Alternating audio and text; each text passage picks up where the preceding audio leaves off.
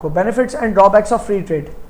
Free trade के फायदे और नुकसान क्या है डेवलप्ड कंट्रीज को और डेवलपिंग कंट्रीज को।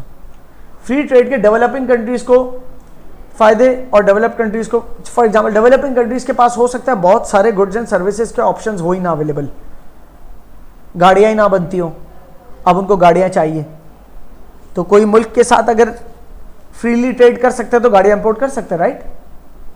नुकसान क्या है कि जो हाई टेक इंडस्ट्री है, सही ना, वो चीज़ें सारी इंपोर्ट करनी पड़ती है और हम जो बना रहे हैं वो सारा लो टेक काम है।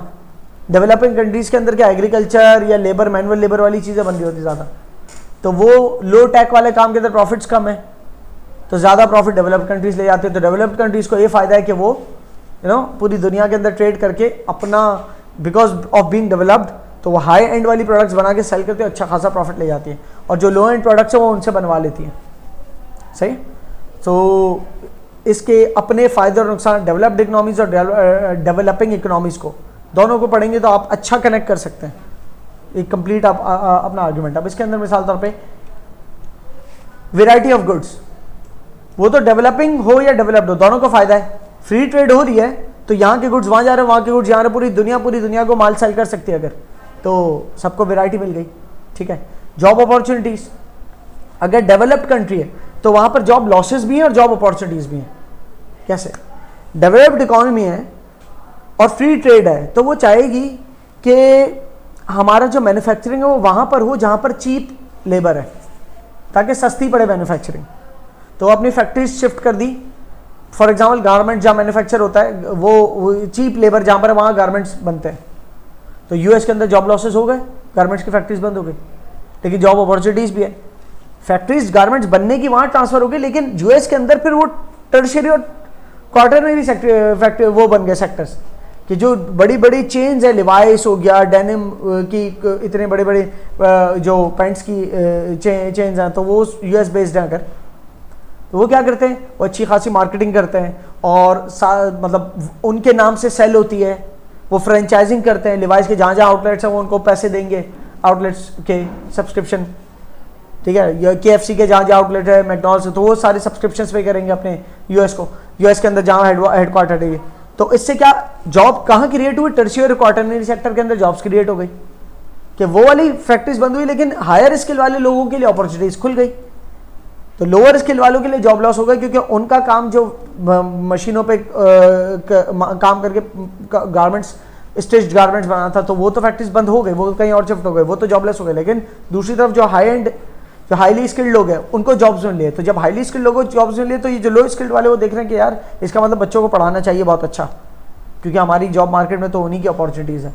तो फिर वो फिर और अच्छा एजुकेशन पे इन्वेस्ट करेंगे, तो फिर उनकी औलादें जो बड़ी होंगी तो फिर वो टर्शियरी और क्वार्टरनरी सेक्टर के अंदर आएंगी। क्लियर है? So access to new markets, globalisation का फायदा कि आप सिर्फ अपनी मार्केट्स तक बेच रहे थे, अब आप वेबसाइट्स के जरिए या किसी दूसरे मुल्क के रिटेलर्स के जरिए दूसरी मार्केट्स के अंदर सेल कर रहे हो। क्या आपने दूसरे ममालिक के रिटेलर्स को कांटेक्ट किया, उन वहाँ माल भिजवाया? ये कैसे पॉसिबल है? ग्लोबलाइजेशन की, फ्री ट्रेड की वजह से। फ्री ट्रेड मतलब अब अगर आपका माल उस मुल्क जा रहा है लेकिन इंपोर्ट ड्यूटीज लगी हुई हैं, तो ये फ्री ट्रेड के ऊपर एक ऑब्स्ट्रक्शन आ गई, एक बैरियर आ गया, ट्रेड बैरियर। तो अभी ट्रेड बैरियर्स की बात बाद में आएगी, अभी फ्री ट्रेड की बात हो रही है। तो फ्री ट्रेड अगर होती है तो ईज हो जाता है ट्रेड करने में, और उसमें जो सबसे अच्छा माल बना रहा है, सबसे प्रोडक्टिवली बना रहा है, तो वो सबसे उसकी जीत है।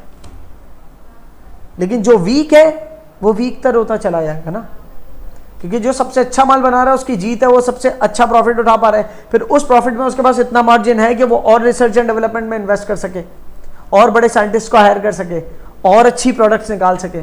सो they keep on growing and growing. So that's why global income inequality create हो जाती है, जिसका ये आर्गुमेंट है कि कुछ क्रिटिक्स आर्ग्यू करते हैं ना कि इसके अंदर डेवलप्ड इकोनॉमीज डेवलप्ड ही होती चली जाती है और डेवलपिंग इकोनॉमीज वही फंसी रहती है। डेवलपिंग इकोनॉमीज को भी डेवलप होते हुए फील होता है कि चले हम थोड़ा सा ऊपर आए, कि कल तक हम मैनुअल लेबर कर रहे थे, अब ट्रैक्टर्स आ गए हमारे पास जिसके जरिए बड़े पैमाने पे हरियाली कर पाएंगे। तो तब तक वो ट्रैक्टर्स जो बना के सेल कर रहे हैं, वो डेवलप्ड इकोनॉमीज जो ट्रैक्टर बना के सेल कर रही हैं। पहले वो ट्रैक्टर्स यूज कर रहे थे और आप मैनुअल लेबर कर रहे थे, अब उन्होंने एग्रीकल्चर खत्म करके सिर्फ ट्रैक्टर्स बनाना शुरू कर दिया और आपको एग्रीकल्चर दे दिया सारा, और आपको ट्रैक्टर सेल करना शुरू हो गए। फिर उसके बाद शायद उन्होंने कोई ऐसी मशीनरी रोबोटिक्स के जरिए बना दी कि अब खुद ही हल चलता है उनकी ज़मीनों पे। तो वो कल तक आपसे एग्रीकल्चर ले रहे थे, अब आपसे अच्छा एग्रीकल्चर उनके वहाँ हो रहा है। अब वो मशीनरी भी खुद बना रहे हैं और उनके जो बड़े फ्लैट लैंड है वहाँ पर मशीनरी ही एग्रीकल्चर भी कर रही है। So this is the big disadvantage.